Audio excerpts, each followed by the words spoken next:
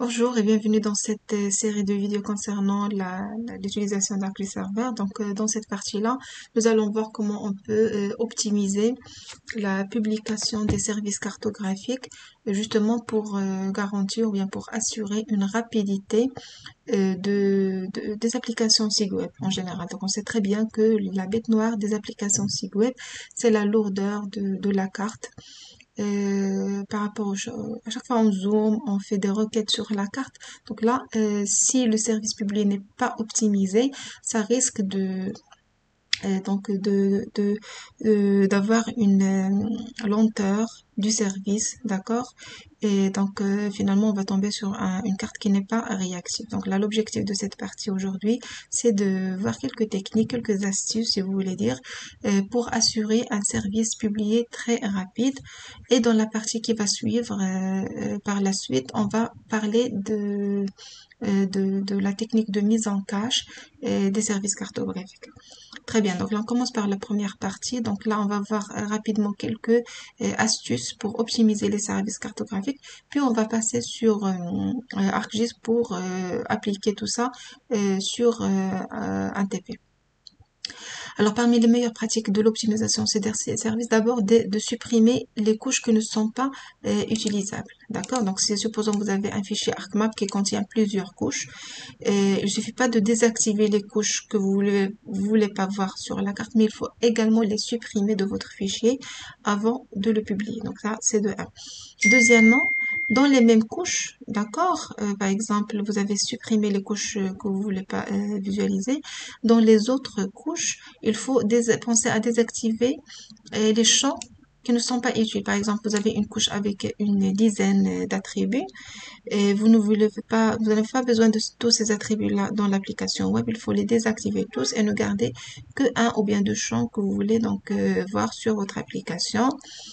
Alors également, il faut définir des échelles proportionnelles, d'accord? Donc là, on va le voir sur ArcGIS. Faut pas laisser la carte qui est navigable sur toutes les échelles. Non. Donc au lieu de ça, il faut définir des échelles proportionnelles. Donc chaque fois que vous voulez, par exemple, quelqu'un qui va zoomer, par exemple, sur 1 sur 2500, donc l'ArcGIS va lui rendre l'échelle la plus proche. D'accord? Donc, on va faire, c'est comme vous voulez dire, c'est des pas d'échelle.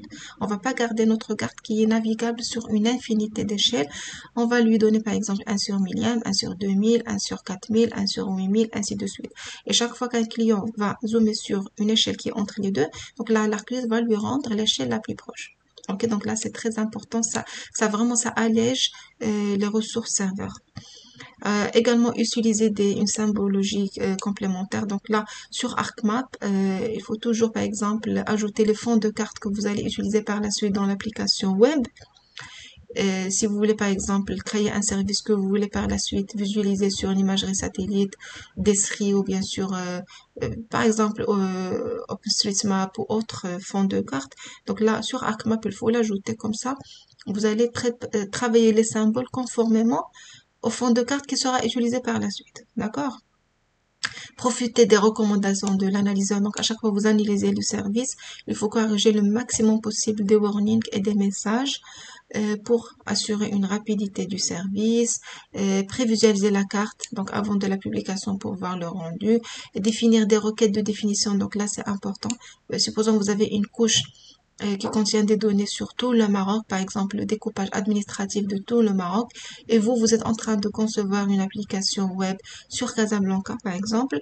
Donc là, c'est pas la peine de garder toutes les autres entités sur votre couche. Donc là, vous faites une requête pour que la couche n'affiche que les données sur Casablanca. D'accord? Donc là, c'est une technique, donc ça vous paraît pas peut-être simple, mais ça allège beaucoup le serveur.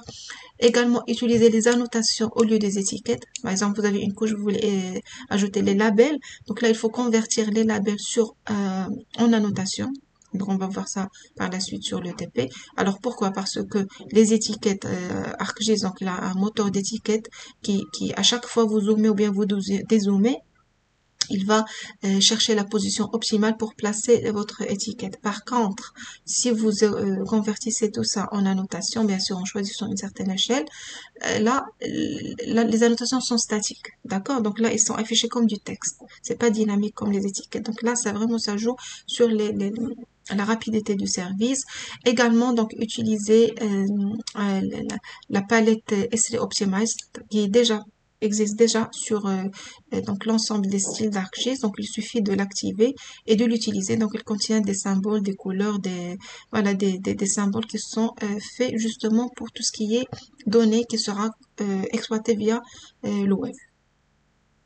Très bien, donc là, on va passer maintenant sur ArcGIS pour créer un service. On va essayer d'appliquer toutes ces techniques-là pour voir comment on peut optimiser ces services-là pour l'affichage par la suite dans des applications web. Voilà, donc on commence. Donc là, j'ai une carte donc, qui contient 3 couches. Donc c'est les préfectures, le découpage des préfectures de Casablanca, une couche de quartier, une couche voirie. D'accord? Donc là, mon objectif, c'est de publier un service qui contient ces 3 couches-là, tout en assurant une rapidité de ce service-là. Donc là, on va voir quelques techniques qu'il faut appliquer. Alors, la première des choses, supposons que moi, donc je suis intéressée juste par Casablanca. Je ne suis pas intéressée par les autres zones, notamment donc Bouskoura, Mdiouna, Ouassal, ainsi de suite. Donc là, faut garder dans votre carte que donc d'abord les couches qui vous intéressent, c'est-à-dire si vous avez ici dans l'arborescence plusieurs couches, il suffit pas de désactiver le service comme ça et de le publier.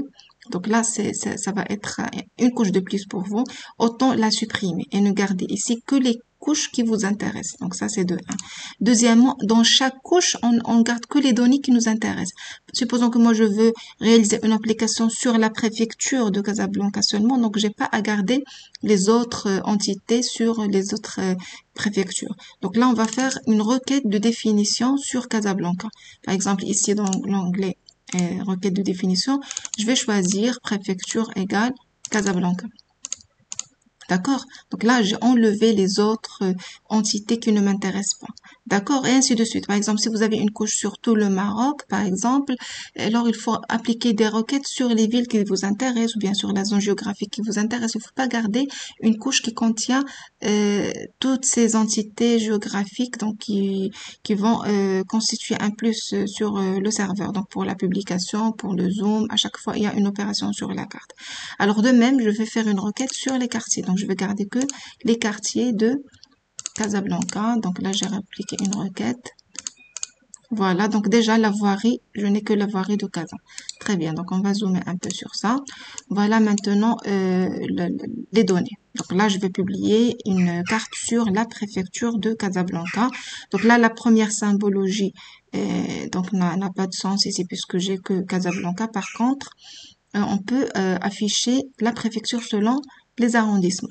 Alors, en parlant de symbologie, donc parmi les techniques aussi, donc pour publier une carte sous forme d'un service cartographique, alors là, il faut utiliser des symboles de Esri Optimized. Il y a ici dans la palette, si je viens là sur le style manager, style, donc là il y a plusieurs styles qui sont offerts par défaut par Esri. Alors par défaut nous avons ici Esri qui est coché, d'accord? Donc là on peut, si on a une carte qui sera utilisée bien consommée via le web, donc là on va travailler avec les Esri Optimized, d'accord? On enlève ça. Donc là, on va travailler avec Esri Optimized pour cette carte-là. Donc là, il contient un ensemble de symboles, de styles qui sont faits justement pour les données qui seront utilisées via le web. Donc voilà, j'ai défini ici mon style. Donc là, par exemple, sur Casa, je vais faire une symbologie par commune, arrondissement, d'accord? Ajouter les valeurs. Bon, je clique sur OK. D'accord, donc voilà les couleurs. Alors, aussi, donc là, toujours pour le choix des couleurs, donc on sait très bien que cette application, donc cette carte par la suite, elle sera visualisée sur une application web en utilisant par exemple un fond de carte de Esri, de Binks ou autre, comme l'imagerie satellite, comme par exemple la carte OpenStreetMap ou autre. Donc le choix des couleurs dépend du fond qu'on va utiliser sur le web. Donc autant ajouter ici le fond pour choisir les couleurs et par la suite on pourra l'enlever. Donc là pour ajouter le fond d'Esri qui est donc les basemaps qui sont en ligne, on vient ici sur ajouter, donc sur cette petite flèche là et on va cliquer sur add basemap.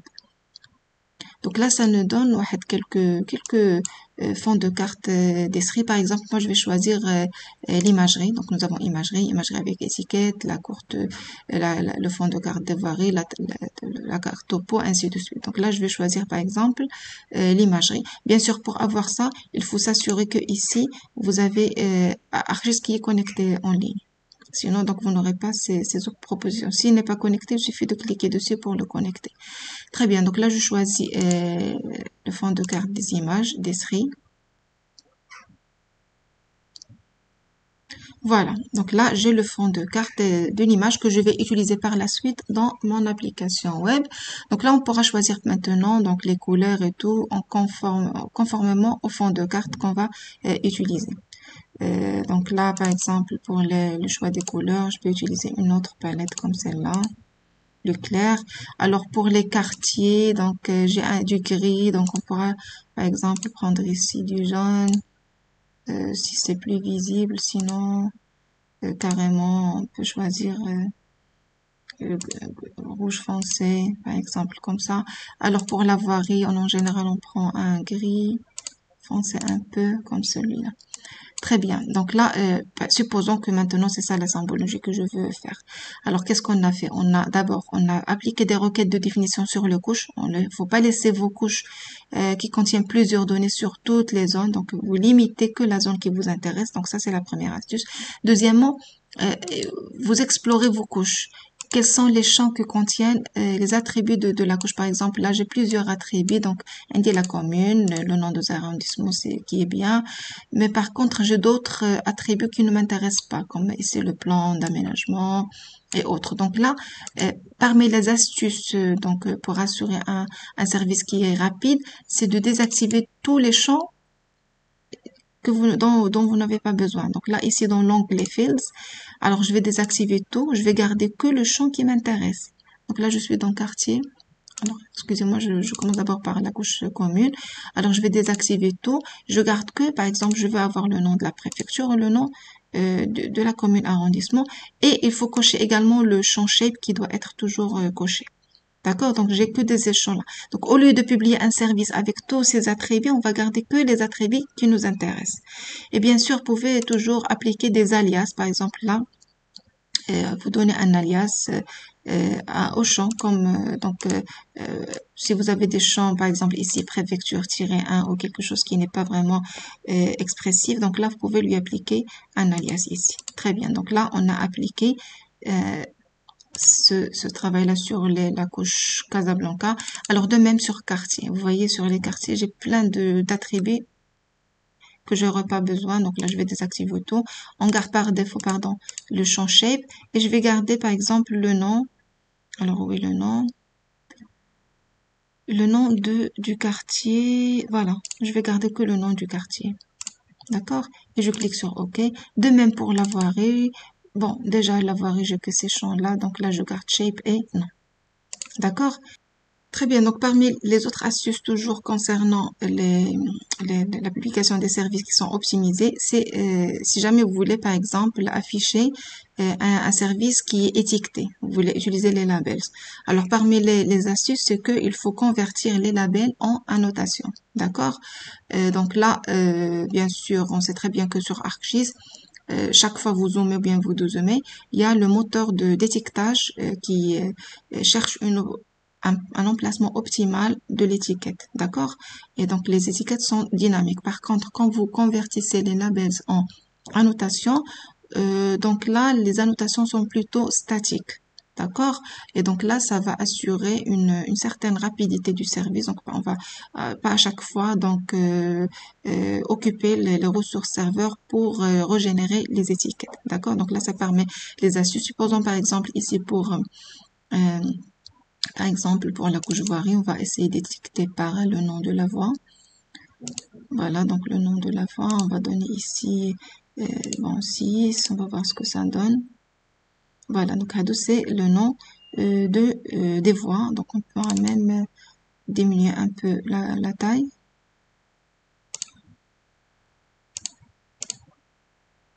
Voilà, par exemple, ça, c'est le nom des voies. D'accord? Donc là, qu'est-ce qu'on va faire? On va essayer maintenant de convertir ces annotations-là en pardon, convertir les labels en annotation. Donc, on va faire clic droit sur la couche, convert labels to annotation. D'accord? Et bien sûr, par exemple, est-ce que vous voulez stocker dans une base? On va faire seulement sur la carte. Il faut faire attention sur l'échelle parce que là, l'échelle dépend de la taille des polices. Et là, all features, donc on va tout convertir. Et je clique sur convertir. Très bien. Donc là, maintenant, les annotations maintenant sont converties, pardon, les étiquettes sont converties en annotations. Donc, ce sont des annotations. Vous voyez, c'est du texte. On peut les déplacer là où on veut. Donc là, on parle plus d'étiquettes qui sont dynamiques, mais d'annotations plutôt. D'accord? Donc voilà, maintenant, les annotations sont ajoutées ici. Donc, c'est comme je dis, c'est important au moment où vous voulez convertir de faire attention à l'échelle. Donc là, les annotations ne seront vraiment lisibles que si on zoome. À partir du moment où j'ai fait le 15 000, d'accord, à partir du 15 000, c'est là où on a converti, c'est là où ils sont visibles. Ben, sinon, vous pouvez changer, vous pouvez faire à partir, par exemple, du 25 000 ou autre. Très bien.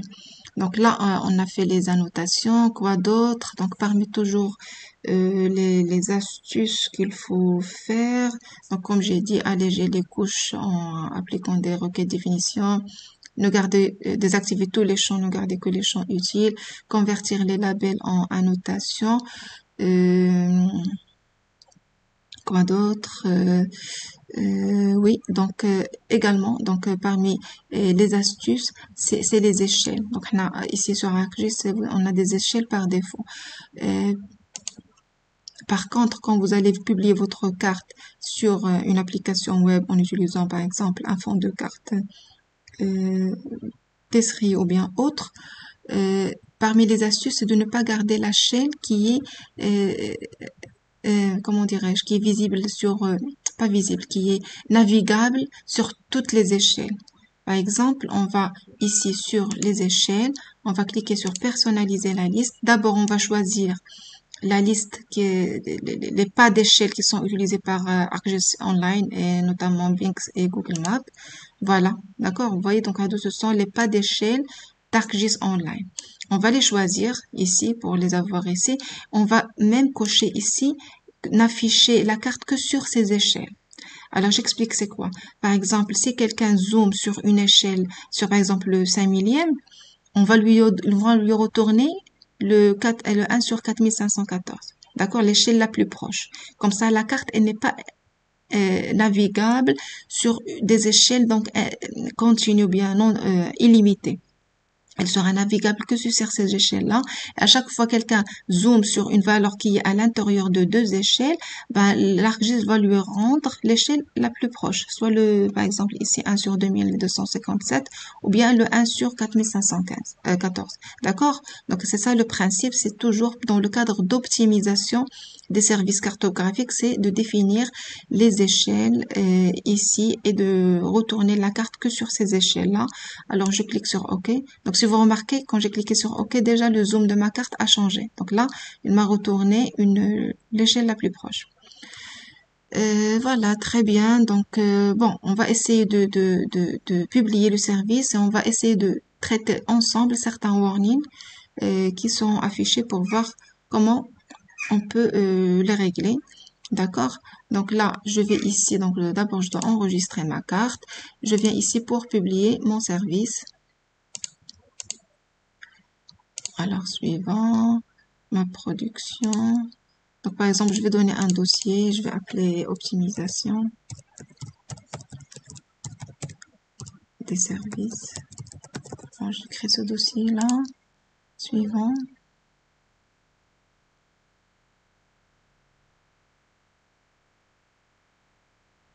Très bien. Donc là, la première des choses, je vais analyser mon service pour voir s'il y a des erreurs ou bien des warnings. Voilà. Donc là, ça m'a affiché ici deux erreurs. Alors la première erreur, c'est au niveau c'est au niveau de la base map, d'accord, qu'on a ajouté. Donc normalement, il faut supprimer le base map avant la publication. Donc là, je l'ai oublié ici. Normalement, on l'a ajouté juste pour voir le résultat final de notre carte. Donc là, clic droit et on clique sur Remove Layer. Voilà, donc là, on a enlevé le fond de carte d'Esri. Alors, je réanalyse. Donc là, dans cette erreur, il dit que bon, les annotations qu'on a créées contiennent donc ce sont comme des graphiques, donc on doit les convertir en des entités. Donc là, le système de coordonnées, c'est le même de la même couche. Alors l'échelle, on avait fait le 15 000. Et on va donner par exemple un output dans une jeu database, donc là où il y a par exemple vos données, et automatically delete graphics after conversion. Donc je clique sur ça et je clique sur OK. Oui, très bien. Donc là, maintenant les annotations, je les ai ici sur cette couche-là. D'accord? Et la couche variée ne contient plus d'annotation. D'accord? Donc voilà, maintenant si je réanalyse, voilà, donc l'erreur disparaît. D'accord, donc là, concernant les annotations, alors quoi d'autre? Nous avons ici, donc là, comme j'ai dit, il faut corriger le maximum possible des warnings pour, et des messages également pour assurer un service qui est rapide. Alors, par exemple, là, nous avons Layer data source is not registered. Voilà. Donc là, il faut définir ici dans le data store du serveur, il faut définir là où vous avez vos données, donc le dossier qui contient vos données, et donner l'accès au compte ArcGIS. Donc comme on avait dans le TP précédent, je pense. Donc là, je vais sur les propriétés du serveur. Donc là, j'ai déjà défini ici des bases de données sur ArcSDE et des dossiers sur ma machine. Donc là, je vais ajouter ici le dossier que contient ce TP là. Donc, je vais aller sur alors je l'ai sur mon PC, donc D, tuto, TP3.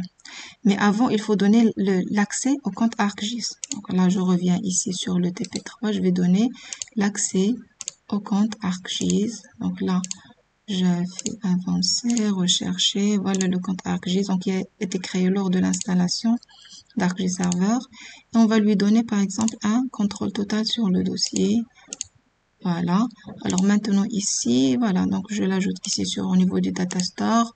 On lui donne un nom, par exemple TP3. Et je clique sur OK. Voilà, donc j'ai ajouté ici le dossier. Alors je réanalyse. Très bien. Alors, annotation layer may use align fonts that are not installed on the server. Alors, on va voir s'il propose quelque chose. Voilà, donc là, on va changer le fond. Alors, j'ai toujours cette resolved in map service definition, très bien. Alors maintenant, missing tags and summary, donc ce sont les métadatas du fichier. Donc là, alors je vais faire un clic droit et je fais show. Donc là, il faut ajouter les métadatas sur votre service, par exemple, un résumé du service. Donc on va faire découpage administratif de Casablanca, par exemple.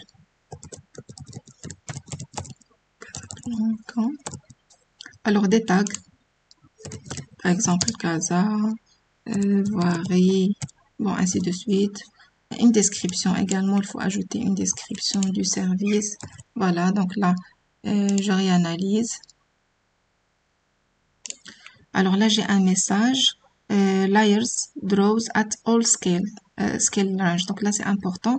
Ça veut dire quoi ça? Donc par exemple, ici, quand je dézoome dans ma carte, la carte, elle est toujours visible. D'accord? Je suis par exemple à cette échelle, la carte n'a pas de sens d'être affichée. On voit rien sur la carte. D'accord? Donc là, pour définir une échelle de visibilité de la carte, donc c'est parmi aussi les bonnes pratiques d'ArcGIS ou bien de la publication des services cartographiques en général, c'est de définir les échelles de définition de chaque couche. Par exemple, par exemple 500. Alors, j'ai zoomé ou quoi? Par exemple, ici, sur cette échelle-là, voilà ce qui est rendu. Par exemple, sur cette échelle-là, je veux que, par exemple, la couche commune, on commence à la voir. Donc là, je vais mettre ici, dans les propriétés générales. Ici, je vais définir la plage de visibilité. Par exemple, Out Beyond, on va mettre 507, bon, je vais faire 000. D'accord?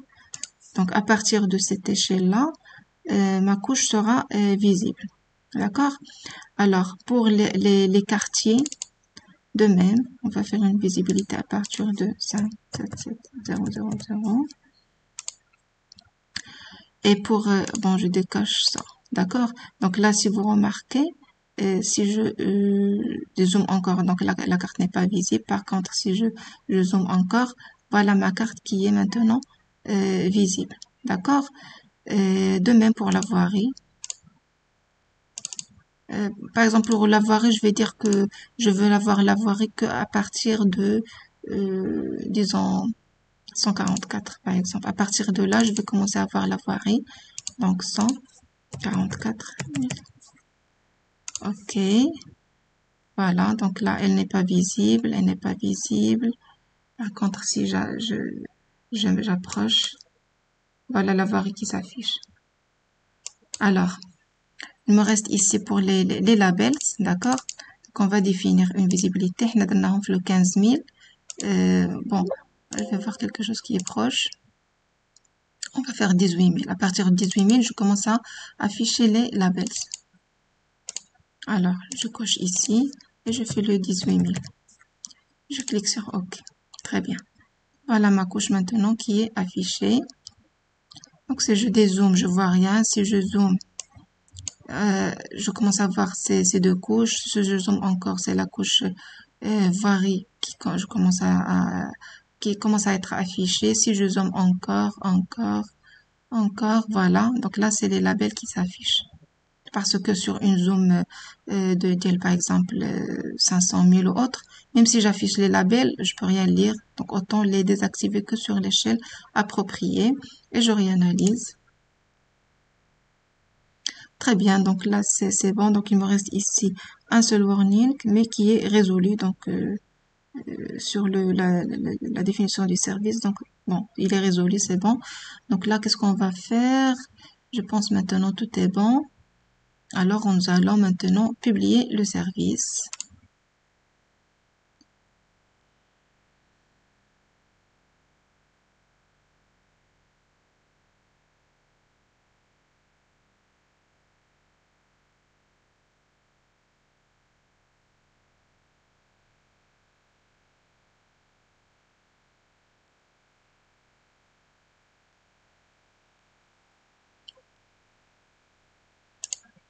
Très bien, donc là, le service est publié. Donc là, nous avons ajouté un dossier optimisation service qui contient notre service. Donc là, on va essayer de l'afficher sur ArcGIS Online. Alors, je vais copier l'URL du service. Et on part sur ArcGIS Online pour l'afficher.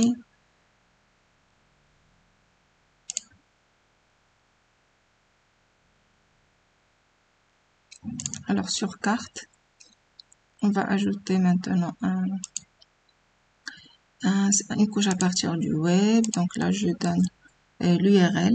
D'accord? Donc, toujours, comme j'ai dit, il faut vérifier que c'est la connexion HTTPS avec le port 6443. Donc, puisque ArcGIS Online exige le protocole HTTPS. Donc, vous pouvez revenir sur cette vidéo pour voir comment vous pouvez ajouter cette connexion. Et je clique sur ajouter une couche. Donc là, puisque HTTPS, j'ai un avertissement de mon antivirus, donc je fais continuer. Et voilà le service qui est publié. D'accord? Donc là, c'est un service qui est vraiment rapide, qui contient 3 couches très optimisées. Donc là, si je fais un zoom arrière, les couches ne seront plus visibles. Pourquoi? Parce qu'on a défini une plage de visibilité des couches. Donc là, quand je zoome encore, les couches commencent à s'afficher. Donc si je zoome encore maintenant, la couche varie commence à être visible. Et les étiquettes, on les voit qu'à partir de l'échelle des 18 millièmes, si je me rappelle bien. Voilà, on commence maintenant à voir les étiquettes de notre service. Très bien, donc là, je pense qu'on a fait le tour. Donc, juste une petite synthèse. Donc là, pour publier un service ou bien une carte qui sera utilisée par la suite dans une application site web, donc là, il faut veiller à appliquer certaines astuces ou bien techniques qui vont assurer une rapidité de la carte une fois publiée. D'accord? Ce qu'on appelle les maps responsive. Alors, pour faire ça, il y a certaines règles. Comme on a dit, donc là, il faut d'abord, il faut enlever toutes les couches sur votre ArcMap. Il ne faut pas seulement les désactiver, il faut les enlever, les couches dont vous n'avez pas besoin. Et ne gardez que les couches que vous allez utiliser. Alors, dans les couches que vous allez utiliser, il faut appliquer des requêtes de définition pour enlever les entités que vous n'allez pas, donc qui ne vous intéressent pas, d'accord? Comme nous, on a fait une requête pour n'afficher que les données sur la préfecture de Casablanca. Et en plus, il faut aller couche par couche et désactiver tous les champs, ne garder que les champs utiles, d'accord? C'est pas l'appel de publier une couche avec une dizaine de champs qui ne sont pas utiles. Donc, gardez que les champs qui sont utiles, d'accord? Donc, au niveau de chaque couche. Alors ensuite, au niveau de la symbologie, il faut utiliser la palette Esri Optimize. Donc c'est une palette d'Esri qui est dédiée pour tout ce qui est donc données qui sera exploité via le web. Alors quoi d'autre? Définir la liste des échelles. Nous, on a utilisé la liste des échelles d'Esri, d'accord? Donc on a dit c'est une liste d'échelles pour comme ça, on va pas chaque fois la carte ne sera pas navigable sur une infinité d'échelles, d'accord? C'est des pas d'échelles. Chaque fois, il y a quelqu'un qui va zoomer entre deux échelles. Donc là, le serveur doit lui rendre donc l'échelle la plus proche. Alors quoi d'autre? On a parlé également de la plage de visibilité de chaque échelle, d'accord? Le zoom max, le zoom min. Pour garder, donc alléger par exemple ici si on est sur une échelle qui est vraiment par exemple, plus que le 500 millième. Donc là, on va alléger le serveur, on va plus rendre le service, d'accord? Donc notre serveur, il est allégé, puisque à cette échelle, déjà, même si je donne la carte, elle ne sera pas, on va pas voir vraiment un détail, donc c'est pas la peine de la garder, d'accord? Donc c'est parmi les astuces aussi. Aussi parmi les astuces, c'est de convertir les labels en annotation. Donc on a dit que les labels sont dynamiques. À chaque fois, le serveur va chercher, donc retourner l'entité avec un emplacement optimal du label. Par contre, si on les convertit en annotation, donc là, ils sont plutôt statiques. D'accord? Une fois ils sont convertis en annotation, donc là, on pourra créer une couche à partir de cette annotation comme on a fait quand on a corrigé les warnings et leur donner également une plage de visibilité. D'accord? Par exemple, à cette échelle, même si j'affiche les labels, je vais rien lire. D'accord? Pour créer les labels, on a choisi le 15 millième. Donc, j'ai donné la même plage de visibilité pour l'affichage. Donc, là, au niveau, par exemple, ici, à partir du 18 millième, je commence à avoir les labels, ou bien les annotations. D'accord? Et là, donc, comme je dis, ça peut assurer un service qui est très rapide. Voilà. Donc, je pense qu'on a fait le tour. Donc, la partie qui va suivre maintenant, on va voir une autre technique toujours dans le cadre d'optimisation des applications site web qui concerne maintenant le cache. Comment on peut créer un cache si jamais on a plusieurs couches qui vont constituer un fond de carte. Alors, comment on peut maintenant publier un service avec cache et comme j'ai dit, ça va être l'objectif de TP suivant.